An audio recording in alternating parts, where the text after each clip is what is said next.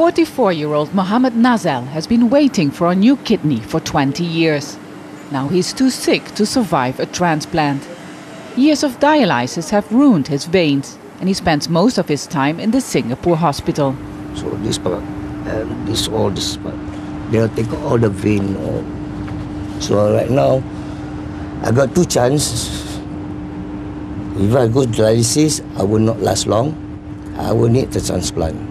So if I go for transplant, I got no vein. The blood will never go flow to my body properly. That's what the doctor told me. Mohammed Nazel is one of more than 600 people in Singapore waiting to receive a new kidney. Many will die before a donor is found. Retail magnate Tang Wee Sung is accused of taking matters into his own hands and trying to buy a new kidney illegally. He was caught and now faces trial and up to 3 years in prison. Sorry, he won't be taking questions at this time. The Indonesian man who offered to sell his kidney to Tang was jailed for 2 weeks. This is where he comes from, a small town on the island of Sumatra. Here the local mafia controls the illegal organ trade with Singapore. Salim was 22 years old when he sold 7 centimeters of his liver. He became a rich man, buying cows and goats. He told us his story, but he didn't want to be filmed. In poor villages like these, people have become so desperate that they're selling their own organs. They don't want to be filmed, but they've told us that they never regretted that drastic decision. And if it would be legal, even many more people would do exactly the same thing. The local gang leader tells us he's very keen to do business if Singapore decides to legalize organ trading and if Indonesia agrees to cooperate.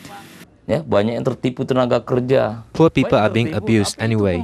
They are selling their souls to earn money. Why wouldn't they sell their organs if it's legal? I'm sure it would be busy. We can even start a shop selling organs, and I'm very interested to run it. But the possibility of trading the organs of poor Indonesians have not gone well with the Indonesian government. The health ministry calls the idea sinful. But on several Indonesian websites, people are already offering their kidneys for sale. In Singapore, the past president of the Medical Association doesn't see any ethical constraints. Ethically, how can you say thousands of people are dying from kidney diseases? Because people today live longer. So those with kidney disease live longer. So instead of thousands of them, there'll be tens of thousands of them. Are you saying they should die?